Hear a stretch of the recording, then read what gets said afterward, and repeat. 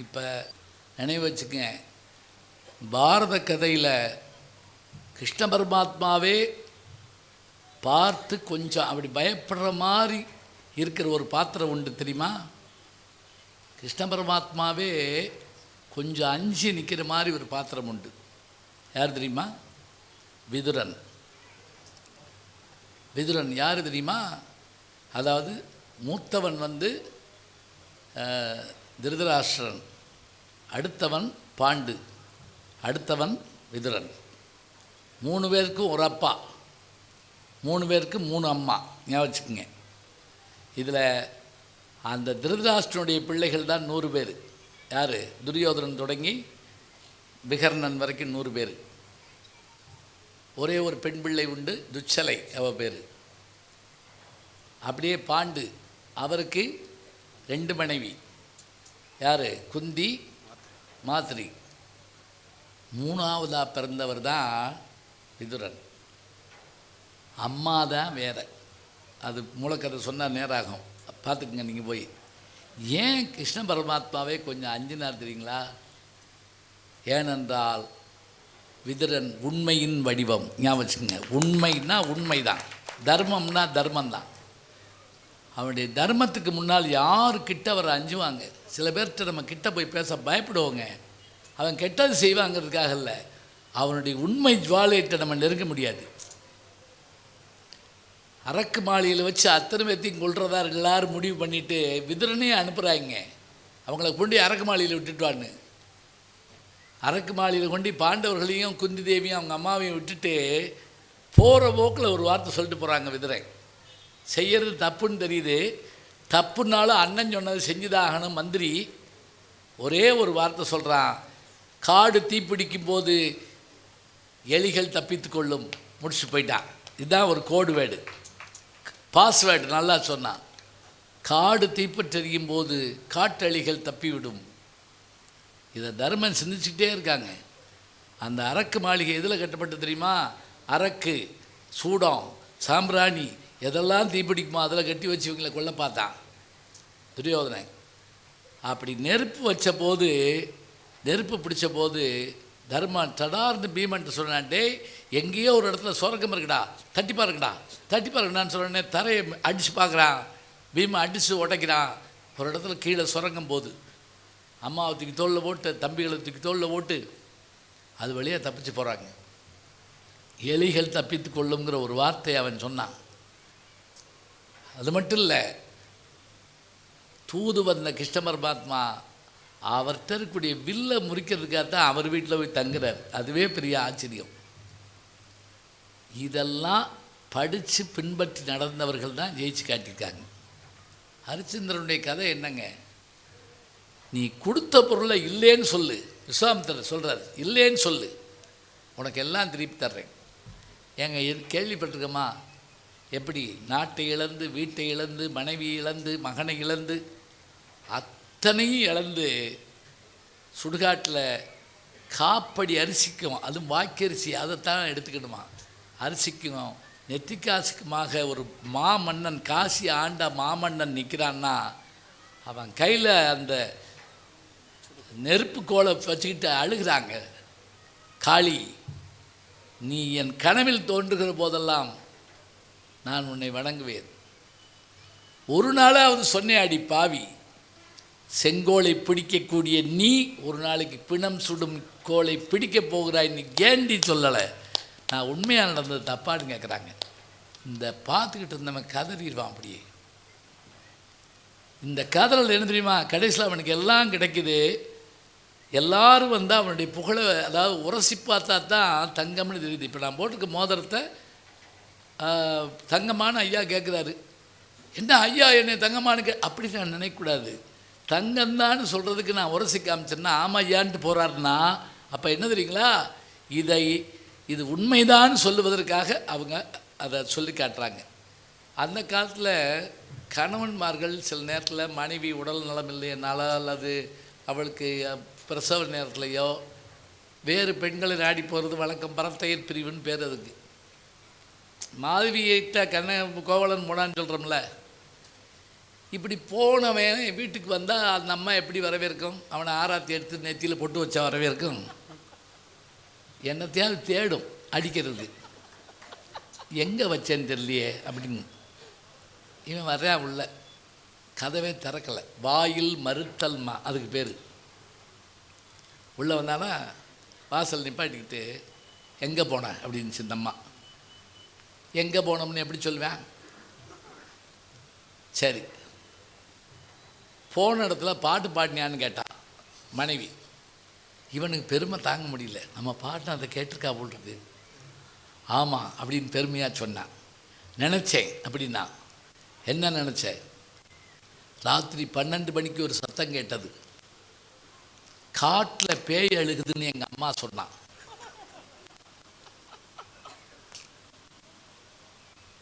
ஊரில் இருக்கவங்களாம் நரி ஊழையிடுதுன்னு சொன்னாங்க. என் தோழி நாயாத்தான் இருக்கும்னா நான் நீயாத்தான் இருக்கும்னே. நீ அவன் பாடுவானா? அப்படி கேட்கக்கூடாது. இனி அந்த நாய் பாடுமா? பாட்டு இருக்குங்க. ஈட்டு புகழ் நந்தி பானை நீ எங்கையர்தம் வீட்டிலிருந்து பாட விடிவளவும். எங்கே இருந்தா தெரியுமா? என் தங்கச்சி வீடு கொழுந்தியா வீட்டில் போய் பாடினியா. எங்கையர்தம் வீட்டிலிருந்து பாட விடிவளவும் காட்டிலும் பேய் என்றால் அன்னை, பிறர் நரி என்றார், தோழி நாய் என்றால் நீ என்றேன் நான். முடிஞ்சு போச்சு, அவ்வளோதான். இப்போ நான் சொன்னது 7ஆம் நூற்றாண்டு பாட்டுங்க. இன்னைக்கு 1500 வருஷம் கழித்து கைதட்டு வந்தால் இந்த கைதட்டு எனக்குன்னு நான் நினைக்கலாமா? அந்த புலவனுக்கு போய் சேர்க்கிறது, அவ்வளோதான். சொல்லணும் யார் பாட்டு யார் எழுதுனது. இன்றைக்கி அதை செய்யறதில்லை. இன்றைக்கி பாரதியார் பாட்டியே மல்லாக்கப்படுத்து எழுதுன மாதிரி சொல்கிறாங்க. நேற்று பூரா சிந்திச்சு ஒரு வரி எழுதுனேன், ஓடி விளையாடு பாப்பா. இது பாரதியார் அவர் எழுதியிருக்காரா அப்படின்னு கேட்குறாங்க. என்ன செய்யலாம்? புராண இதிகாசங்களில் போகிற போக்கில் அப்படி லேசாக அப்படி போட்டு விட்டு போவாங்க, முழுசாக போட மாட்டாங்க. போகிற போக்கில் அப்படிம்பாங்க. நமக்கே ஆச்சரியமாக இருக்கும். வால்மீகி ராமாயணத்தில் படகுல ஏற போகிறாரு. குகனுடைய படகுல குகன் சொல்கிறான், சாமி பார்த்து காலை வைங்க அப்படிங்கிறான். ஏன் பாருன்னு ராமர் கேட்குறாரு. உங்கள் கால் பட்டா கல்லெல்லாம் பொண்ணாகும் பெண்ணாகப்பட்டிருக்கேன், அகலிகை கதை. என் படகை நீங்கள் பெண்ணாக மாற்றி விட்டு போயிட்டீங்கன்னா பொழப்பு கெட்டு போயிடும் அப்படின்னு இருக்கான். இந்த கதை தெரிஞ்சால் தானே நம்ம ரசிக்க முடியும். சொல்லுங்க பார்க்கலாம். இப்போ போகிற போக்கில் சொல்லணும். இப்போவும் அதை செய்கிறாங்க, நம்ம கூர்ந்து பார்க்குறதில்ல. அன்றைக்கி இந்த ராமாயணம் பார்த்துக்கிட்டு இருக்கேன். இந்த ராமாயணம் இப்போ அது என்ன மொழியிலேயே ஓடுது, நமக்கு அதை பற்றி கவலை இல்லை. யார் ராமன் யார் சீதைன்னு கூட தெரில, 2 பேரும் ஒரே மாதிரியே இருக்காங்க. அதில் என்ன தெரியுமா சிறப்பு? அந்த திருமண காட்சி சீதா கல்யாணம் காட்டுறாங்க. ராமன் அப்படி சீதைக்கு மாலை போடுறாரு. சீதை கொஞ்சம் குட்டையாக தான் இருப்பாங்க பெண்ணு. இப்போ இவங்க மாலை எடுத்து ராமனுக்கு போடுறோம். ராமன் வளர்த்தியாக இருக்கார், கிரீடவர் வச்சுருக்காரு. ஆனால் மாப்பிள்ளை பொருட்கள் அவர் அப்படியே நிற்கிறாரு, புனிய மாட்டேங்கிறாரு. சில மாப்பிள்ளைங்க அப்படி வரப்பா நிற்கும்ல. அவங்க ஒரு நிமிஷம் யோசிக்கிறாங்க. சீதை இதை பார்த்துட்டு லட்சுமணன் வேகமாக வந்து அண்ணனுடைய காலை தொட்டு கும்பிடுறாரு. யாரை? ராமனை. உடனே ராமன் ஆசீர்வாதம் பண்ணுறதுக்கு அப்படி குனிகிறாரு. சீதை மாலையை போட்டுறாங்க. எவ்வளோ அழகாக இருக்குது பாருங்க. போகிற போக்கில் சொல்லிட்டு போகிற விஷயங்கள் இதெல்லாம் இருக்கா? இதெல்லாம் ராமாயணத்தில் நம்ம பார்த்த படத்தை விமர்சனம் பண்ணுறப்ப இதெல்லாமா படத்தில் வந்துச்சு? பார்த்தா தானே அந்த நேரம் பார்த்து முறுக்கு பாப்கார்னு ஐஸ்கிரீம் அப்படி இப்படி வச்சு நாலா பக்கமும் சில பேர் சாப்பிட்டுக்கிட்டே இருப்பாங்க. ஒரு படம் நான் பார்த்துக்கிட்டு இருக்கேன், சோக காட்சி. அந்நேரம் பார்த்து ஒருத்தன் 4 முறுக்கை ஒன்றா வச்சு திங்கிறாங்க, கருக்கு கருக்கு கருக்குன்னு. நான் அவனை கோபத்தோடு திரும்பி பார்த்தேன். அவன் அப்படின்னா சப்புன்னு இருக்கிப்பலாம்னு இருக்குங்க. நம்ம ஊரில் சொல்லுவோம்ல, இதுக்காடா உன்னை அனுப்புனாங்க சினிமா பார்க்கணுன்னா பார்க்க வேணாமா? ஒரு துறவியும் சீடர்களும் போயிருக்காங்க. இவர் சொன்னது யார்? விவேகானந்தருடைய குரு. அப்போ ஒரு அம்மா தயிர் மோர் விற்கிற ஒரு அம்மா வந்திருக்காங்க. ஆற்றை கடந்து போகணும், போக முடியாது, தயிர் பானையும் இருக்குது, என்ன செய்யலாம்னு கேட்ட உடனே உடனே இந்த துறவி ஒரு சத்தமும் போடாமல், அம்மா ஒன்றுமே இல்லை, உன்னுடைய வியாபாரம் நடந்தால் தான் குடும்பம் நடக்கும், என் தோளில் ஏறிக்கம்மா, நீ உன் தயிர் பானையை தம்பிகள்கிட்ட கொடு, அவன் கொண்டு வரட்டும், நீங்கள் ஏறிக்கும். அந்த அம்மாவும் துறவின்னு சொல்லி உடனே ஏறிக்கிடுச்சு. இந்த சீடர்களுக்கு திடுக்கிட்டாங்க, இப்படிப்பட்ட துறவியா அப்படின்னு யோசிச்சுட்டே இருந்தாங்க. ஆற்றை கடந்தார், அந்த அம்மாவை இறக்கி விட்டார், தயிர் குடிக்க கொடுத்தாரு, போமான்னார். 5 மைல் கழித்து ஒருத்தன் கேட்டான், என்ன இருந்தாலும் நீங்கள் அந்த அம்மாவை தூக்கி இருக்கக்கூடாது அப்படின்னா. அப்போ தான் துறவி சொன்னார், நான் அவளை அங்கேயே இறக்கி விட்டேன், நீ தாண்டா தூக்கிட்டு வந்திருக்க. உன் மனசு எதை சுத்தமாக்கணும்னு தெரியாமல் நீ யோசிச்சுட்டே வந்திருக்க பத்தியா, அப்பயே கூட கேட்டுக்கலாம், கேட்காம என்னை வெறுப்போட பார்த்துக்கிட்டே வந்த பத்தியா, அப்படித்தான் நம்ம மனம் இருக்குதுன்னு சொல்கிறேன். அதுக்கு தான் சொல்ல வந்தேன் அந்த கதை. ரொம்ப ஞாபகமாக கேட்டிங்கம்மா, ரொம்ப மகிழ்ச்சி. ஒரு சினிமா எடுக்கணும்னா 500 கோடி செலவாகுது. பெரிய நடிகைகளை போட வேண்டியிருக்கு, அமெரிக்காவில் போய் படம் எடுக்க வேண்டியிருக்கு. ஆனாலும் 5 நாள் கூட ஓட மாட்டேங்குது. வெள்ளிக்கிழமை போட்ட படம் திங்கக்கிழமை போய் கேட்குறேன், அன்றைக்கே தூக்கிட்டோங்கிறாங்க, போட்ட அன்றைக்கே தூக்கிட்டாங்கிறாங்க. நான் ஒரு சின்ன கிராமத்தில் பேசுகிறப்ப கீழே உட்காந்துருந்த ஒரு பாட்டி அம்மா என்கிட்ட கேட்டுச்சு, நீ அவங்களுக்கெல்லாம் மணி அடிச்சில்ல, உனக்கு யார் மணி அடிப்பா? இந்த கேள்வி உங்களுக்கு இருந்திருக்கும். கவலைப்படாதீங்க, எனக்கு யார் மணி அடிக்க வேண்டாம், நான் மனசுக்குள்ளே மணி அடிப்பேன். எப்படி? வகுப்புக்கு போகிறோம், மாணவர் முகத்தை வச்சே கண்டுபிடிப்போம். சில பேர் கடியாரத்தை பார்த்துட்டே இருப்பேன், சில பேர் கலட்டி ஆட்டி பார்ப்பேன், ஓடுதா ஓடலே, இவரே உட்காந்துருக்காரு. ஒருத்தர் ரொம்ப நேரமாக கடியாரத்தை பார்த்துட்டு காலண்டரை பார்த்துருக்கான், தையில் வந்தாரா மாசியில் வந்தாரா, மத்தியானம் 2 to 3 செத்து கூட போகலாமான்னு யோசிப்பாங்க சில பேர், பார்த்துருக்கீங்களா? அதுவும் உட்காந்துட்டே இருப்பேன், திடீர்னு வாத்தியார் மறைஞ்சிடுவார் தெரியுமா, அவர் மறைய மாட்டார், அப்படி மல்லாந்துருவேன். நான் படித்தப்போ எங்கள் காலேஜில் ஒரு பையன்லாம் ஹாஸ்டலில் படுத்துட்டு ஒரு வாத்தியார் பேரை சொல்லி கத்துவாங்க, அவரை வர சொல்லுங்க, ஏன்னா அவர் நடத்தினா தான் தூக்கம் வர்ற மாதிரி டியூன் ஆகிட்டான். அப்படி ஒரு வைப்ரேஷன் அவனுக்கு வந்துருச்சு. அவர் இப்போ என்ன டேப் எடுத்து போட்டு கேட்டு படுத்துங்களாம், பேச்சு கேட்டுக்கிட்டு இருக்கால கட்டி போடுறோம். அப்படி கேட்டார் பிணிக்கும் தகையவாய், பிணித்தல்லாம் கட்டுதல். கேட்டுக்கிட்டு இருக்க ஆளை கட்டி போடுற மாதிரி பேச முடியுமா? ஒரு ஊரில் பேச்சாளனை கட்டி போட்டுக்காங்க, இனிமேல் நீ எங்கேயும் போய் பேசக்கூடாது, அவ்வளோ மோசமாக பேசுகிறவன் இருக்கானா? ஒருத்தன் தற்கொலை பண்ணி சாக அப்படியே மலையை உச்சியை நோக்கி ஓடிருக்கான். அந்நேரம் இப்படி ஒரு பேச்சை கேட்டான், யூட்டர் எடுத்து வந்து இங்கே உட்காந்துட்டான். பேச்சாளரே ஒத்து பார்த்துக்கிட்டே இருந்தான். பேசி முடிக்கும் நெடுஞ்சான் கிடையாது, காலில் விழுந்தான், தெய்வமேன்னு கும்பிட்டான். அவர் அவனை தூக்கி என்னான்னார், தற்கொலை பண்ணி சாக தெரிஞ்சனியா, உன் பேச்சை கேட்டு திரும்பி வந்துட்டேன். இவர் அவனை கட்டி பிடிச்சிக்கிட்டார், அவ்வளோ நல்லா பேசுனா, உன் தற்கொலையை தடுத்துட்டனா, ஏன் வந்தேன்னார், நீ எல்லாம் உயிரோடு இருக்கப்போ நான் ஏடா சான்னா, நீ பேசியே கொள்ற, நீ இருப்ப நான் சாவடா, அப்படி பேசலாமா?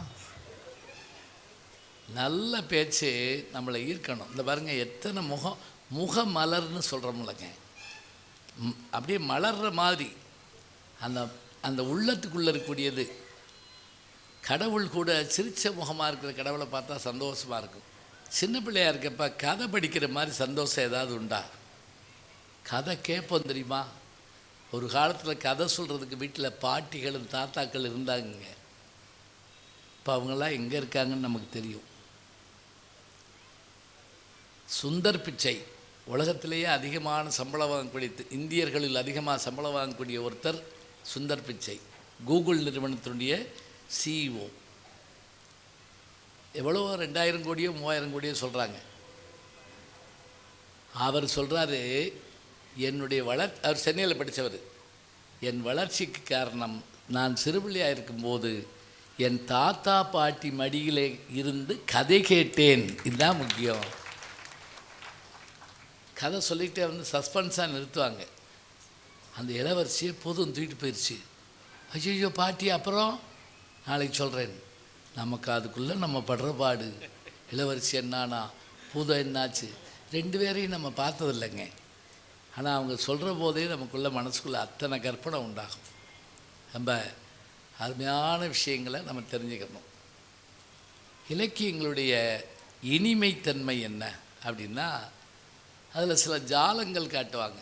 இப்போ உதாரணமாக, இது வரைக்கும் பார்க்காத ஒரு செய்தியை நாம் பார்த்தோம்னா அது சந்தோஷமாக படிப்போம், கேட்போம். உதாரணமாக, பெருங்கதைன்னு ஒரு நூல் ரொம்ப பேர் கேள்விப்பட்டிருக்க மாட்டீங்க. சிறுகதை தான் கேள்விப்பட்டிருக்கோம்னு சொல்லக்கூடாது. பெருங்கதைன்னு ஒரு நூல் அழகாக அடிக்கிறார். ஒரு மன்னன் பாருங்கள், இது வெறும் சுவை மட்டும் இருக்கும். இது எப்படி புரிஞ்சுக்கணுங்கிறதுக்காக, ஒரு மன்னன், அவனுடைய மனைவி, அவளுக்கு தன்னை எப்போவும் ஒப்பனை செய்து கொள்ள பிடிக்கும். அப்படி அவர் ஒப்பனை செய்கிற போது, ஒப்பனைன்னா மேக்கப்னு வச்சுக்கோங்க. ஆமாம், கடைசி வரைக்கும் அந்த வார்த்தை என்னன்னு தெரியாமலே இருக்கப்படாது. அப்போ ஒரு புதிய ஒப்படை பெண் ஒருத்தி வந்திருக்கிறார், மேக்கப் உமன். முதல் மேக்கப் உமன் யார் தெரியுங்களா? பாஞ்சாலி. ராடபருவத்தில் வருவா, விரதசாரிணின்னு அவளுக்கு பேர். மாற்று உருக்கொண்டு வாழ வேண்டிய காலத்தில் அவள் வந்து மறைஞ்சு அவளுடைய உருவத்தை மறைச்சிட்டு வருவாள். இந்த ஒப்பனை பெண் யாருன்னா, இவள் ஒரு பாலி நாட்டிலேருந்து வர்றாள். இந்தோனேஷியாவுக்கு பக்கத்தில் பாலின்னு ஒரு தீவு இருக்குது. நான் அந்த தீவுக்கு போயிருக்கேன். அவள் பாலி மொழி தாய்மொழியாக கொண்டவள். அவள் வந்து இந்த அரசிக்கு ஒப்பனை பண்ணுறாள். பண்ணிட்டு சும்மா இருக்க வேண்டியதானே. அவள் வைக்கிற பொட்டு இருக்குல்ல, இன்றைக்கி எல்லோரும் வைக்கிறது பொட்டா ஒட்டான்னு தெரில, அது ஒட்டு தான். சரி, ஸ்டிக்கர் வச்சுக்கோங்க, இருக்கட்டும். இதுலேயும் நல்ல பொட்டு வைக்கிறவங்க இருக்காங்க, இல்லைன்னு சொல்லக்கூடாது. இப்போ அவள் என்ன செய்வாளா, ஒவ்வொரு நாளும் பாலி மொழியில் அவளுடைய நெற்றியில் ஒரு அழகான எழுத்து. இப்போ இங்கே எனக்கு ஒரு இது கொடுத்தாங்க, எழுதுவதற்கான பயிற்சி தர்றதுக்காக ஒரு ஒரு கண்காட்சியில் பார்த்தேன் நான். எழுத அப்படிங்கிற 7 தூரிகை மாதிரி இருந்துச்சு. அது ஒரு இது வடிவம். அந்த எழுதங்கிறதுலையே நான் பார்த்து ஆச்சரியப்பட்டு போனேன். அவள் என்ன பண்ணியிருக்கா, பொட்டில் அந்த பாலி மொழியில் ஒரு எழுத்து, அந்த பாலி மொழியில் எழுதியிருக்கா. எழுதி அதை பொட்டு மாதிரி வச்சிருந்தோம். இவளுக்கு கண்ணாடியில் பார்த்து ஆச்சரியப்பட்டு போனான் அந்த அரசி. நேர கணவன்கிட்ட போய் காமிச்சா, ஒரு புது பெண்ணை வந்திருக்காள்ல, எப்படி படம் பண்ணியிருக்கா, ரொம்ப அருமை, அது இருங்க, இந்த பாருங்கள் நெத்தியில் பாருங்கள், இது எப்படி இருக்குது. அவன் அயர்ந்து போனான் மண்ணை. ஏன்னா அவனுக்கு பாலி மொழி தெரியும், அது என்ன எழுத்துன்னு கண்டுபிடிச்சிட்டான். உடனே இவன் ஒரு யோசனை பண்ணான், இதை காட்டில் நான் நல்லா வச்சு விடுறேன் அப்படின்னு சொல்லிட்டு அந்த எழுத்துலேருந்து இன்னொரு எழுத்தை இவன் அவன் நெத்தியில் எழுதி விட்டான். அவட்ட கொட்டி காமிச்சிருக்கான். அவள் பதிலுக்கு இன்னொன்று எழுத தினம் மாறி மாறி எழுதியிருக்காங்க, லவ் லெட்ரு.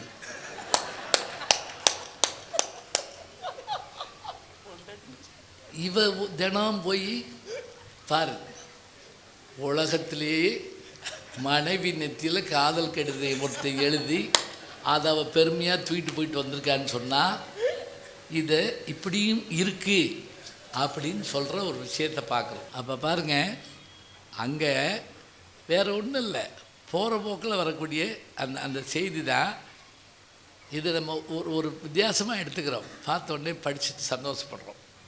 அதே போல் நகைச்சுவையாக சில இது இருக்கும், அதை நம்ம மனப்பாடம் பண்ணி வச்சுக்கணும்னு அவசியம் இல்லை, ஆனால் அது இருந்தால் நல்லது. உதாரணமாக காலமேக புலவரை கேள்விப்பட்டிருப்பீங்க. வசைபாட காலமேகம், திருவானைக்கா சொந்த ஊர், தமிழ்நாடு பூரா பயணப்பட்டார்.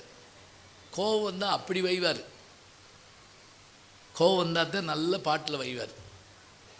ஒரு விருந்துக்கு போயிருந்தார், சாப்பிட இலை போட்டு உட்கார்ந்துருக்காங்க. எதிர்த்தாப்பில் ஒருத்தர் முன்குடிப்பு வச்சுருக்கார், சோழிய பிராமணர் அவர். இப்போ முன்குடிப்பு இருக்கா, பாயாசம் ஊற்றிருந்துருக்காங்க.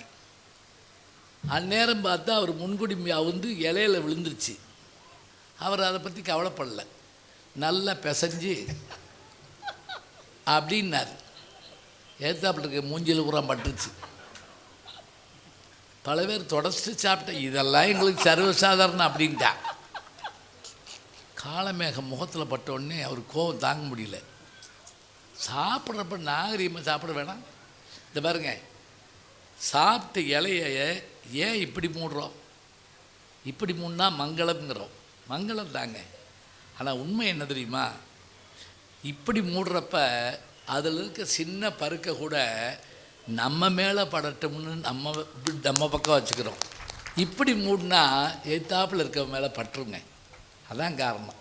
வாஷ் பேஷனில் கூட கை கழுவும் இடம்னு ஏன் போடுறான்? சில பேர் குளிப்பாங்க அங்கே போய், தலையை சீவி ஊடு கத்தி, ஒருத்தெல்லாம் குடலையே வெளியெடுத்து கழுவிட்டு உள்ளே போடுறான். நமக்கு பயமாக இருக்குது. இப்போ அதே மாதிரி சாப்பிட்றப்ப சில பேருக்கு சுத்தமாக சாப்பிட தெரியாது, பார்த்துருக்கீங்களா? பந்தியில் நம்ம இலைக்கு வந்துடுவாங்களோன்னு பயமாக இருக்கும். பக்கத்தலையை பார்த்துக்கிட்டே சாப்பிடுவாங்க. அது என்ன அவருக்கு 2 வச்சுருக்கான்னு, கத்திரிக்காய் தான் 2 தடவை வச்சு விட்டாங்க, கேட்டுக்கிட்டே இருப்போம். பல பேர் அதை பற்றி கவலைப்படலை. இப்போ இவருக்கு கோவம் வந்துடுச்சு. கோவம் வந்தால் பாட்டில் தான் வைவார். பாட்டுன்னா சாதாரண வெண்பா பாடுறது தான் கஷ்டம். ஆசிரியப்பா, வெண்பா, வஞ்சிப்பா, கலிப்பா, இதில் வெண்பா பாடுறது கஷ்டம். வெண்பா போகிற போக்கில் வரும் சில பேருக்கு, இவருக்கு வருது, கோபத்தில் வருது. எப்படி அவன் இப்போ யாரையாவது வையணும்னா நம்ம என்ன செய்வோம்? அவர் போயிட்டாரான்னு பார்த்துக்கிட்டு, பஸ் ஏறிட்டாரான்னு கேட்டுக்கிட்டு, இவெல்லாம் மனுஷனா அப்படிமோ. ஆனால் இவர் அப்படி வையலை, நேருக்கு நேரம் வைகிறாரு. சுருக்க வழிந்த முன்குடிம்பி சோழியா பாருங்க, சுருக்க வழிந்த முன்குடிம்பி சோழியா, சோற்று பொறுக்குளர்ந்த வாயா. 2 பந்தியாக சாப்பிட்டு வாய் காஞ்சி போச்சு. அதான் பரிமாறுறவர் கேட்டாராம், நீ போன பந்தியில் உட்காந்துருந்தே இல்லைன்னு கேட்டுக்காரு. அவன் சொன்னான், அண்ணே உங்களுக்கு ஞாபக சக்தி அதிகம், எனக்கு ஜீரண சக்தி அதிகம். உங்கள் வேலையை நீங்கள் பாருங்கள், என் வேலையை நான் பார்க்குறேன். சோற்று பொறுக்குளர்ந்த வாயா, திருக்குடந்தை ஊர், பின்கோடு உள்பட போட்டு அடிக்கிறாரு. உங்கள் ஊர் தான் திருக்குடந்தை. கோட்டானே, கோட்டான் என்ன? ஆந்த, கோட்டானே, நாயே, குரங்கே, இத்தனையும் சொல்லிட்டு கடைசியாக ஒரு வார்த்தை பயன்படுத்துகிறாங்க. கோட்டானே, நாயே, குரங்கே, உனைவுறுத்தி போட்டாலே வேலையெத்து போய், உங்கள் அம்மா ஒன்று உன்னே தவம் இருந்து பெறலை, பெற்று போட்டா. பெற்று போட்டான்னா என்ன வார்த்தை? என்ன வார்த்தைன்னா, இப்போ மாடு கன்று போட்டது, நாய் குட்டி போட்டது, இப்படி தானே சொல்லுவான். குழந்தை மாற்றி சொல்லுவோமா? யார்த்தையாவது இப்போ கை கொடுக்குதோம், உங்கள் மிஸ்ஸஸ் குட்டி போட்டிருக்காமல அப்படின்னு கேட்போமா? ஏடா குட்டி போட்டிருக்கா. மரபு நிலை திரியின் பிரிது பிரிதாகும் தொல்காப்பியம். உங்களுக்கு தெரியுமா, கால்டுவெல் தமிழ் படிக்க காரணம் என்ன தெரியுமா? அவர் என்ன பண்ணாட்டார், ஒரு இதில் பேசிகிட்டு இருக்க பிரசங்கத்தில் கோழி குட்டி போட்டதுன்னு சொல்லிவிட்டார். எல்லாம் சிரிச்சிருக்காங்க. உடனே என்னன்னு கேட்டிருக்காரு, கோழி குஞ்சு பொறிக்குன்னு சொல்லணும். தமிழில் அப்படி இல்லாமல் இருக்கு. ஆமையா, இப்போ பூன்னா வெறும் பூ இல்லை, ஃப்ளவர்னு ஒரு வார்த்தையை சொல்லிட்டு போவேன். நம்ம என்ன சொல்லுறீங்களா, மொட்டு, வெய், மலர், அரும்பு, காலை அரும்பி பகலெல்லாம் போதாகி மாலை மலரும் அந்நோய். திருவள்ளுவன் அம்புட்டி பயன்படுத்திட்டாங்க. காலை அரும்பி அரும்பு, பகலெல்லாம் போதாகி கொஞ்சம் விரிஞ்சு, மாலை மலரும் அந்நோய். அதான் காதல். காதலிக்கு கூட ஒரு டைம் வச்சுருக்கேன், மத்தியானம் 2 மணிக்கெல்லாம் காதல் வராது, ஞாபகம் வச்சுக்கோங்க. மாலையில் தான், மாலையும் இரவும் சந்திக்கும் இடத்தில் மயங்கிய ஒளியினை போலே மயக்கத்தை தந்தவள் நீயேன்னு ஒரு பாட்டு வருது இல்லையா? அப்போ இந்த பாட்டை பாருங்க, சுருக்க விழுந்த முன்குடிப்பி சோழியா சோற்று பொறுக்குளர்ந்த வாயா திருக்குடந்தை கோட்டானை நாயே குரங்கே உணையுறுத்தி போட்டாலே வேலையிட்டு போயின்னா இந்த பாட்டினுடைய கோபம் வெளிப்படுது. ஒரு பாட்டு நமக்கு கிடைக்குதுங்க. இது போகிற போக்கில் படித்து சிரிச்சுட்டு போயிடுவோம். நந்தி கிளம்பகம்னு ஒரு நூல் இருக்குது. எழுதினவர் பேர் தெரியல. பல்லவ மன்னனை பற்றி எழுதினது. கடவராயன்னு சொல்கிறாங்க, தெரியல. அது என்ன தெரியுங்களா? அது அரங்கேற்றம் பண்ணால் அது அறம்பாடி நூலாதலால். இப்போ ஜெயமோகன் அறம்னு ஒன்று எழுதுறாருல, ஒரு புத்தகம் என்னுடைய நண்பர் கமலஹாசன் கூட பிக் பாஸில் கொண்டு வந்து காமிச்சார். அந்த அறம்ங்கிறது கடுமையான வார்த்தைகளை போட்டு பாடினா பழிச்சு போகுங்க. அறம்பாடுதல்னு ஒரு இது உண்டு. அப்படி பாடப்பட்டதும்பாங்க. இதை பாடி அரங்கேற்றம் பண்ணால் பல்லவ மன்னன் இறப்பான். ஆனால் அந்த பல்லவ மன்னன் என்ன செஞ்சான் தெரியுமா? டேய், நான் இறந்தா கூட பரவாயில்லடா, உன் பாட்டை கேட்குறேன்டா.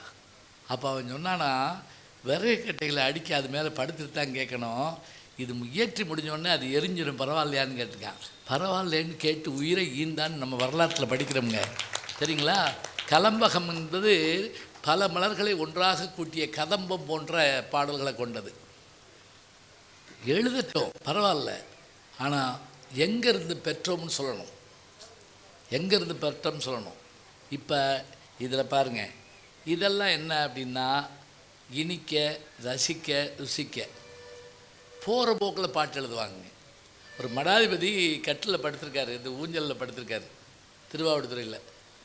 வேலைக்காரர் வந்து சாமி இப்படிங்கிறார், அதுக்கு மேலே பேசக்கூடாது, இப்படி இப்படி வச்சு சாமி சமையல் என்ன பண்ணான்னு கேட்க வர்றார். உடனே இவர் சற்றே துவையலறை அப்படின்னார். அவன் போனான், தம்பி ஒரு பச்சடி வை. சரி சாமி, அதுவும் தலையாட்டினான். வற்றல் ஏதேனும் வறுத்து வை. குற்றமில்லை, காயமிட்டு கீரை கடை, கம்மனவே மிளகு காயரைத்து வைப்பாய் கறி. அவன் சரின்ட்டு போயிட்டான். அவனுக்கு தமிழ் தெரிஞ்சிருக்கணும், இல்லைன்னா என் பாட்டு கோழி எடுத்து குழம்பு வச்சு விட்டுருவான். கறின்னு வந்துச்சு கடைசியில். மிளகு கறி தான். இங்கே பாருங்க, நமக்கு மிளகாய் கிடையாதுங்க, நம்ம நாட்டு பொருள் இல்லை, சிலி நாட்டிலேருந்து வந்தது. நமக்கு பொருள் எது? மிளகு. மிளகு தான் நம்முடைய. அதனால தான் குதிரையை கொண்டு கொடுத்துட்டு மிளகு வாங்கிட்டு போனான், தங்கத்தை கொண்டு கொடுத்துட்டு மிளகு வாங்கிட்டு போனான். பரியோடு வந்து கரியோடு பெயரும்னு ஒரு வார்த்தை இலக்கியத்தில். இப்போ சொல்கிறாரு பாருங்க, இது ஒரு வெண்பாங்க. சற்றே துவையலறை தம்பி ஒரு பச்சடி வை, வற்றல் ஏதேனும் வறுத்து வை, குற்றமில்லை காயமிட்டு என்னென்ன அர்த்தம்? பெருங்காயம். காயமிட்டு கீரை கடை, கம்மனவே மிளகு காரியத்து வைப்பாய் கறி. அவர் உட்கார்ந்து எழுதினாரா, சிந்திச்சாரா? அதான் வரணும். அப்படியே முதல் நாவல் எழுதினவர் வந்து பேர்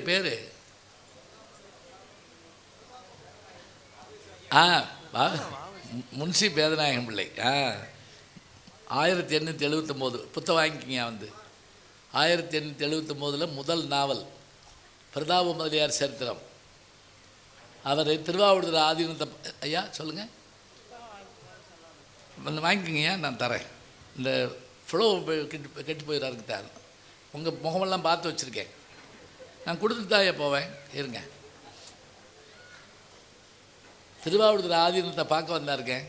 பார்த்துட்டு ரொம்ப நேரம் பேசிக்கிட்டு இருந்தவர் மணிக்கு இதை பார்த்துட்டா, நாளைக்கு காலையில் கோர்ட்டில் போய் நான் இது பண்ணணுமே, ஒரு முக்கியமான கேஸ் இருக்குன்னு கிளம்புறேன் அப்படின்ட்டு வேகமாக புறப்பட்டு திருவாவடுதுறை மயிலாடுதுறைக்கு போயிட்டாருங்க.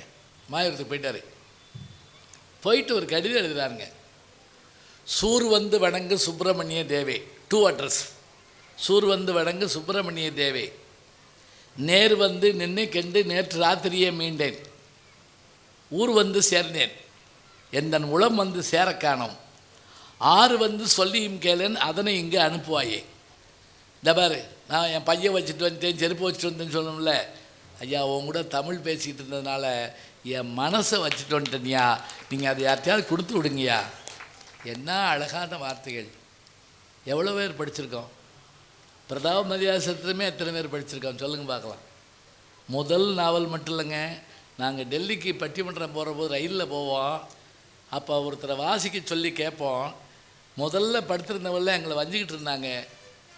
நேரம் ஆக ஆக அந்த கதை அவங்கள இருத்துச்சு பாருங்க. டெல்லி வரவோ எல்லாருக்கும் கண்ணீர் வந்துச்சுங்க. ஐயோ இன்னும் முடியலையே, இன்னும் பாக்கி இருக்கேன் நாவல், நாங்கள் என்ன செய்யறது, அந்த கதை என்னாச்சு அப்படின்னு கேட்குறாங்க. 150 வருஷத்துக்கு முதல்ல எழுதுகிற நாவல் அப்படி இருக்குது. என்ன காரணம்? அதில் கையாளப்பட்ட நகைச்சுவை. இந்த ஞானாம்பாளுங்கிற கதாநாயகன் கேட்பான், பிரதாப் மதியார் அவர் பேர், கேட்பான் தமிழில் உயிரெழுத்தனை அப்படிமா. அந்த பிள்ளை கரெக்டாக சொல்லும் 12 அப்படிங்கும். தலையில் அடிச்சுக்கிடுவேன். 50ன்னு சொன்னதுக்கே அந்த தமிழ் வாத்தியானியை போட்டு அடித்தான். நீ 12ன்னு சொல்கிற, உன்னைய கொல்ல போகிறான். குறையா சொல்ல சொல்ல அடிப்பாயின்னு நினச்சிருந்துருக்கான். ஒருத்தன் சைக்கிள் லைட் இல்லாமல் வந்த உடனே போலீஸ்காரர் கேட்டாரா, லைட் எக்கடா அப்படின்னு இருக்காரு. இதுக்கே வைக்கிறீங்களே, பின்னாடி ஒருத்தன் சைக்கிளே இல்லாமல் வர்றான், அவனை என்ன செய்ய போகிறீங்க?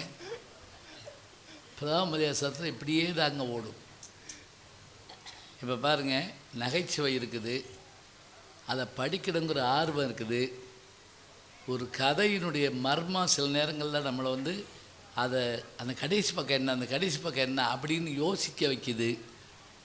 அரவுண்ட் த வேர்ல்டு இன் 80 டேஸ்னு, என் திசையும் சுற்றி வர 80 நாளுங்கிற அந்த புத்தகத்தை ஜூல்ஸ் வெர்ன்கிற ஃப்ரெஞ்சு நாவலாசிரியர் எழுதுகிற போது 1856 எழுதுகிறாரு. அப்போ இந்த உலகத்தை சுற்றி வந்தால் என்ன ஆகுங்கிற விஷயம் அந்த மனுஷன் எப்படி பயணப்பட்டார்னு தெரிலங்க. ஏன்னா விமானம் கண்டுபிடிக்கப்படலை, ஞாபகம் வச்சுக்கோங்க. விமானம் 1903 கண்டுபிடிக்கப்பட்டது. எப்படி சொல்கிறேன் தெரியுமா? 2003 நான் அமெரிக்காவுக்கு அந்த விமானம் கண்டுபிடிக்கப்பட்ட இடத்துக்கு போனேன். நான் ரைட் சகோதரர்கள் முதல் விமானம் பறக்க விட்ட இடத்துக்கு நான் போனேன். 100ஆண்டு விழா கொண்டாடினாங்க. ஆனால் இந்த ஆசிரியர் அந்த ரவுண்டில் அவ்வளவுன்னு சொல்லிவிட்டு கடைசியாக ஒரு இது முடிப்பாருங்க. 80 நாளைக்குள்ளே உலகத்தை சுற்றி வரலன்னா பணத்தை பூரா இழக்கணும். ஒரு வினாடி தாமதமாக பணத்தை பூரா இழந்துருவாங்க தானேங்க. இழக்கலை அப்படின்னு அந்த வேலைக்காரர் சொல்லுவான். அது என்னங்கிறத அந்த கதை படிச்சிங்கன்னா தெரியும். இப்போ நான் நிப்பாட்டி வச்சுக்கிறேன். எதுக்குன்னா, நானே பூரா சொன்னால் நல்ல வேலை புஸ்தத்தை வாங்க தெரிஞ்சு அப்படின்னு சொல்லக்கூடாது. நீங்கள் இருக்கட்டும். அது எப்படி ஏறத்தாழ 50 வருஷம் கழித்து நான் அந்த உண்மையெல்லாம் புரிஞ்சுக்கிட்டேன். 50 ஆண்டுகள் அவர் கரெக்டாக தாங்க வந்துட்டார். ஆனால் ஏன் அவர் ஒரு நிமிஷம் லேட்டுன்னு வந்தார்னா, இப்படி வச்சுக்கோங்க, 8ஆம் தேதி சேரணும். 8ஆம் தேதி 6 மணிக்கு, 8ஆம் தேதி 6:01 வந்துட்டார். ஒரு நிமிஷம் லேட் ஆகிடுச்சா அப்படின்னு நினச்சா அவர் சோர்ந்து போய் உட்காந்துட்டாருங்க. வேலைக்காரர் ஓடி சொல்கிறப்ப என்ன உண்மை தெரியுமா? அவர் 7ஆம் தேதியே வந்துட்டார். அதுதான் அதனுடைய பெரிய ஆச்சரியம். அதாவது கிழக்கிலிருந்து மேற்காக சுற்றி வருகிற போது ஒரு நாள் நமக்கு மிச்சமாகும். நான் அமெரிக்காவுக்கு போனப்போ கண்டுபிடிச்சேன். 18 மணி நேரம் விமானம் லேட்டு. ஹாங்காங்கில் உட்காந்துருக்கேன். ஐயோ 17ஆம் தேதி நம்ம பேசணுமே, என்ன செய்கிறது, பொங்கலுக்கு மறுநாள் பேசணுமே. அப்போ அந்த ஏர் ஹோஸ்டர்ஸ் என்ன கவலையை பார்த்துட்டு கேட்டாங்க, என்ன பயப்படுறீங்க? இல்லை, விமானம் 18 மணி நேரம் லேட்டு, நான் 17ஆம் தேதி பேசணும், அடுத்த ஃப்ளைட் 17ஆம் தேதி இருக்குது, நீங்கள் அதில் பயணப்படுங்க அப்படின்னு. எப்படிங்க போவேன்? நான் பட்டிமன்றத்துக்கு போகணுமே. 17ஆம் தேதியே போயிடுவீங்க. மேற்கு நோக்கி நீங்கள் பயணப்படுறப்ப இங்கே நீங்கள் பெறப்படுற நேரத்துக்கு அங்கே போய் சேர்றீங்களா, அதே நாளாக தான் இருக்கும். இப்போ ஒன்றும் இல்லைங்க, அமெரிக்காவில் இப்போ விடிகிற நேரம்னு வச்சுக்கோங்களேன். என்ன விடியும்னா, இன்றைக்கி நாள் தான் விடியும், நம்ம ஒரு நாள் முந்தி இருப்போம். இப்போ நீங்கள் இப்படி கிழக்க போக போக எப்படின்னா, இப்போ ஆஸ்திரேலியா டைம் என்னன்னா ஒரு 6 மணி நேரம் கூட்டிக்குங்க. விடிய காலம் 3 மணி. இந்த பக்கம் போகிறப்ப 6 மணி நேரம் கழிச்சுக்குங்க. அப்போ நான் ஃபோனில் பேசிகிட்டு இருந்தப்போ நீங்கள் பார்த்தீங்க, காலையில் 11 மணின்னு சொல்கிறாரு, நமக்கு மணி 4 மணி ஆகுது. இங்கிட்டு போக போக நேரம் கம்மியாகும், இங்கிட்டு போக போக கூடும். முதலில் சூரியன் தோன்றுகிற இடம் நியூசிலாந்து. ஐஸ்லாந்துன்னு சொல்கிறோம்ல, நியூசிலாந்து. கிழக்கில் அங்கே தான் முதல்ல வருஷப்பிறப்பு வரும், ஆங்கில புத்தாண்டு. அப்படியே நகண்டு வரும். அப்படியே அமெரிக்காவுக்கு போகிறப்ப மரணம் ஆயிரும்.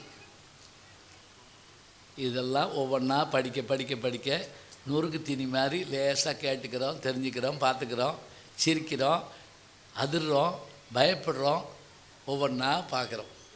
இதெல்லாம் நமக்கு இலக்கியங்கள் இருக்குது.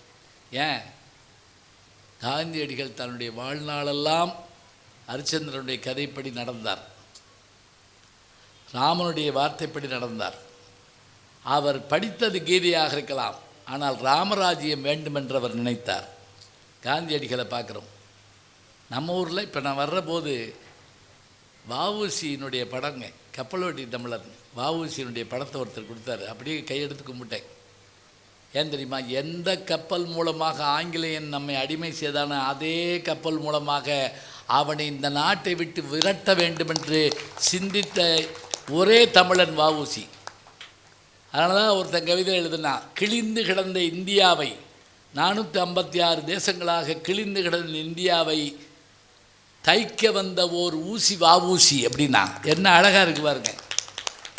அவ்வளோத்தையும் ஒன்றாக்குறது. அந்த மனுஷங்கள்லாம் நாட்டுக்காக என்னென்ன இழந்தாங்க. பதி இழந்தனம் சொல்லி நம்ம சொன்னோம்ல, அது மாதிரி எல்லாத்தையும் இழந்தாங்க. அவர் ஒரு கடிதம் எழுதினாருங்க. அது இன்றைக்கி படித்தாலும் நடுங்கி போவோம். என்ன தெரியுமா அந்த கடிதம்? சிறையில் இருக்கிறப்ப எழுதுகிறார். ஐயன் மீர், நான் சிறையில் இருக்கிறேன். என் குடும்பம் வறுமையில் இருக்கிறது. இந்த நிலையில் உங்கள் வீட்டு வாசலில் யாரேனும் ஒருவர் என் சாடையில் வந்து உணவு கேட்டால் அவரை விரட்டிவிட வேண்டாம். அவர் மனநிலை சரியில்லாதவர். அவருக்கு உணவு தாருங்கள். அவர் வேறு யாரும் இல்லை, என் தம்பிதான். இப்படிக்கு வஉ சிதம்பரம் என்று கையெழுத்து போட்டு அனுப்புகிறார்னா அவருக்கு ஏன் பைத்தியம் பிடிச்சு தெரியுமா? 2 ஆயுள் தண்டனை இவருக்கு கொடுத்தாங்க. யாருக்கு? வஉசிக்கு. அப்போ தான் அவர் நினைச்சார், ராமனுக்கு கூட 14 வருஷம் தானடா, உனக்கு 2 ஆயுள் தண்டனையா? இப்படி கேட்ட போதும் கூட வஉசி போன்றவர்கள் என்ன சொன்னாங்க? கப்பலை ஆங்கிலேயனுக்கு திருப்பி வித்துட்டோம்னு சொன்னேன். ஏன்டா டே நொறுக்கி கடலில் போட்டுக்கலாமேடா, ஏன்டா கொடுத்தீங்க? இவர்களால் நாம் இந்த சுதந்திரத்தை பெற்றோம். அதுதான் உண்மை. தண்ணீர் விட்டோ வளர்த்தோம் சர்வேசா இப்பயிரை, கண்ணீரால் காத்தம் கருக திருவுளவும். இன்றைக்கி யார் இல்லைன்னு நீங்கள் நினைக்காதீங்க. இருக்கிறது நமக்கு தெரிஞ்சுக்கிற முடியல. அதுதான் பிரச்சனை. எல்லா இடத்துல இருக்காங்க. இந்த இவங்க சொன்னாங்களே, கர்ணன் அவன் அப்படி கிடந்த போது என்ன ஆச்சு? அவர் புண்ணியத்தை வாங்கிட்டு போக வேண்டியதானே? உனக்கு என்ன வேணும்னு ஏன் கேட்குறாரு? ஏன் கேட்டார் தெரியுமா? வாழ்நாளெல்லாம் கொடுத்து வாழ்நாள் இல்லையா? என்ன கொடுப்பான் எவை கொடுப்பான் என்றவர்கள் என்ன முன்னே பொன்னும் கொடுப்பான் பொருளும் கொடுப்பான், போதாது என்றாலும் இன்னும் கொடுப்பான், இவையும் குறைவென்றால் எங்கள் கர்ணன் தன்னை கொடுப்பான், தன்னுயிரை தான் கொடுப்பான், தயாநிதி என்று சொன்ன கர்ணனுடைய ரத்தம் கிருஷ்ண பரமாத்மா கையில் பட்ட உடனே இவருக்கும் ஏதாவது கொடுக்கணும் போல் ஆசை வந்துச்சாங்க. வாழ்நாள் பூரா கொடுத்தவனுடைய ரத்தம் பட்ட. அதனால் நல்லவனோட சேர சொல்கிறது எதுக்குங்கிறீங்க? அதில் என் பேரையும் சேர்த்துக்கப்பா அந்த அப்படின்னு சொல்கிறோம்ல. கிருஷ்ணனுக்கும் கொடுக்கணுங்கிற எண்ணம் வந்ததுன்னா, கொடுக்கிற காலம் நெருங்குவதால் இனி எடுக்கிற அவசியம் இருக்காது. இருக்கிறதெல்லாம் பொதுவாக போனால் ஒதுக்கிற வேலையும் இருக்காது, பதுக்கிற வேலையும் இருக்காது. பட்டுக்கோட்டை கல்யாண சுந்தரம் பாடின பாட்டுங்க. எம்ஜிஆர் அவர்களுடைய பாட்டில் நமக்கு வரக்கூடிய அந்த சிந்தனை ஆச்சரியமாக இருக்கும். சரி, இன்றைக்கும் வாழ்ந்துருக்காங்களா அப்படிலாம்? ஊவே சாவோடையே முடிச்சிடுறேன், ஊவே சாமிநாதையரோடையே முடிச்சிடுறேன். அவர் எழுதுகிறாரு, என் ஆசிரியர் எனக்கு சொன்ன ஒரு செய்தியை உங்களுக்கு தருகிறேன். யார்? திருசரபுரம் மீனாசுந்தரம் பிள்ளை சொன்ன செய்தியா? அதை எழுதுகிறார். 100 ஆண்டுகளுக்கு முன்பாக, அவர் எழுதுகிற காலமே 100 ஆண்டுக்கு முந்தி, 100 ஆண்டுகளுக்கு முன்பாக திருமயம் பக்கத்தில், புதுக்கோட்டை போகிற வழியில் திருமயம் பக்கத்தில் மிதிலைப்பட்டி என்ற ஒரு ஊர் இருக்கிறது. அந்த ஊரில் வாழ்ந்த ஒரு வள்ளல் ஒருவரை பார்ப்பதற்காக ஒரு புலவர் சென்றார். அப்படி சென்றபோது அந்த திருமயத்துக்கு வந்தாயிற்று. மிதிலைப்பட்டி போவதாக இருந்தால் 5 மைல் தொலைவோ 10 மைல் தொலைவோ. அவரால் நடந்து போக முடியவில்லை. இரவு நேரம். அங்கிருந்த அந்த ஒத்தப்பாட்டு வண்டிக்காரங்கிட்ட கேட்குறாரு. பல பேர் வரலேன்ட்டாங்க. ஒரே ஒருத்தர் வர்றேன்னார். ஆனால் அவர் ஒரு கண்டிஷன் போட்டார். எப்படி? எனக்கு ஒரு பணம் தரணும். 196 பைசாங்க அந்த காலத்தில். 16 அணா, ஒரு அணாவுக்கு 6 பைசா. 196 பைசா ஒரு படம். ஒரு வெள்ளிப்படம் கையிலங்கிறாங்கள, 1000 பொற்காசுங்கிறாங்கல்ல, அது மாதிரி. இப்போ ஒரு படம் தரணும், சரி. காலை சாப்பாடு போடணும், சரி. மாட்டுக்கு வைக்கோல் கொடுக்கணும், சரி. இதுதான் வாடகை, பேசியாச்சு. அப்பா இதெல்லாம் நான் அந்த வள்ளல்கிட்ட வாங்கி தர்றேன்ப்பான்ட்டார். புலவர்கிட்ட எங்கே போவார் பாவம், இவரே கஞ்சிக்கு போய் வர்றாரு. ஏறி உட்காந்தாச்சு, வண்டி போகுது, நிலா வெளிச்சம். அந்த வண்டி ஓட்டி இவரை பார்த்து கேட்குறான், உங்களை பார்த்தா இந்த ஊருக்காரர் மாதிரி தெரியல, எந்த ஊருன்னு கேட்டான். அவர் சொன்னார், உண்மைதான்ப்பா, நான் இந்த பகுதியில் அரியலூர் பக்கம் வெங்கலப்ப நாயக்கர் என்ற ஒரு பெரிய ஜமீன்தார் இருந்தார். எங்களெல்லாம் ஆதரித்த வள்ளல், எங்கள் குடும்பம், எங்கள் தாத்தா பாட்டியெல்லாம் ஆதரித்த வள்ளல். அவருடைய மறைவுக்கு பிறகு எங்களை காப்பாற்ற ஆள் இல்லை, ஊர் ஊராக அலையிறோம். இவர் கொஞ்சம் பணக்காரர், எனக்கு பணம் தரதா சொன்னாங்க. நான் அதனால தான் இங்கே வந்தேன். சொல்லிக்கிட்டே அந்த புலவர் படுத்து தூங்கிட்டார். நடந்த கலப்பு. இரவெல்லாம் வண்டி போகுதுங்க. போய் அங்கே சேர்ந்தாச்சு, மிதலைப்பட்டிக்கு போயாச்சு. இறங்கி இவர் எழுப்பினார். வந்துருச்சு, அவர் இந்த வள்ளல் வீடு வந்துருச்சு. ஐயா கொஞ்சம் இரு, நான் போய் அந்த இது வாங்கிட்டு வரேன்னு சொல்லிட்டு உள்ளே போய் அவரை பார்த்தார். அவர் ஓடியாந்து, வாங்க வாங்க வாங்க, குளித்து சாப்பிட்லாம், முதல்ல வண்டிக்காரர் அனுப்புவோம், ஒரு பணமும் காலை சாப்பாடும் மாட்டுக்கு வைக்கலும் கொடுக்கணும், தாராளமாக கொடுத்துடலாம். இங்கே வாப்பா கணக்கு பிள்ளை, போய் ஒரு பணம் கொடு, சாப்பிட சொல்லு, எல்லாம் பண்ணு. போன கணக்கு பிள்ளை திரும்பி வர்றாருங்க. அந்த வண்டிக்காரர் பணம் வாங்க மாட்டேங்கிறார். இவருக்கு பக்குண்டுச்சு, மீட்டருக்கு மேலே சார்ஜ் கூப்பிட்டு கேட்குறாரு போட்டுருக்கு. நேராக போய், என்னையா ஒரு பணம் தானே பேசினேன், கூட கேட்கலாமா? அதுக்கு அந்த வண்டிக்காரர் சொன்னார், எனக்கு பணமே வேணாம். ஏன்னா நீங்கள் பேசிக்கிட்டு வர்றப்போ ஒரு வெங்கலப்ப நாயக்கருடைய வள்ளல் தன்மையை சொன்னீங்கல்ல, அதில் வந்த கடைசி மனிதன் நான் தான். கொடுத்தவர்களிடம் திரும்பி பெறும் குணம் எங்களுக்கு கிடையாது என்று சொல்லிக்கொண்டே வண்டியை விரட்டி கொண்டு போனான். பரம்பரை குணம் எழுதுகிறாருங்க ஊவேசா, பரம்பரை குணம். சித்திரமும் கைப்பழக்கம், செந்தமிழும் நாப்பழக்கம், வைத்ததொரு கல்வி மனப்பழக்கம், நித்தம் நடையும் நடைப்பழக்கம், நட்பும் தயையும் கொடையும் பிறவி குணம். தெரியுதா? யார் சொல்லுவா? மனிதர்கள் இல்லையா? பஸ்ஸில் போகிறப்ப திடீர்னு யாராவது விழுந்துட்டா என்ன செய்யறான்? போச்சு, படம் போட்டுருவாங்க. இப்போ நீ என்னத்தை போய் படம் பார்க்க போகிறோம்? லாரியில் விழுக வேண்டியதானே இவன். இதில் சில பேர் இறங்கி போய் பார்த்து, நல்ல வேலை ஏன் சொந்தக்காரன் இல்லை. இன்னும் சில பேர், இவன் முந்தையே சாக வேண்டியவனியா, தலகலாக நடப்பான். இதுக்கு நடுவில் ஒரு ஆள் போய் அந்த அடிபட்டோட தூக்கி ஆட்டோவில் வச்சு ஆஸ்பத்திரிக்கு கூப்பிட்டு போய் முடிஞ்சால் அந்த இதெல்லாம் பார்த்துட்டு சேர்ந்தா ரத்தம் கொடுத்துட்டு கொஞ்ச நேரம் உட்கார்ந்து அந்த ஆள் நினைவு வந்தவுடனே அட்ரஸ் வாங்கி நம்பர் கூப்பிட்டு, ஒன்றும் பயப்பட வேண்டாம் அவர் வந்துடுவார்னு சொல்லிவிட்டு அந்த குடும்பத்தார் வந்த உடனே அவங்ககிட்ட ஒப்படைச்சிட்டு முகந்தெரியாமல் எந்திரிச்சு போகிற ஒரு மனுஷன் இருக்கான்ல இன்றைக்கும். அந்த ஒரு மனுஷனால தான் இந்த உலகம் இன்றைக்கி இருக்குதுங்க.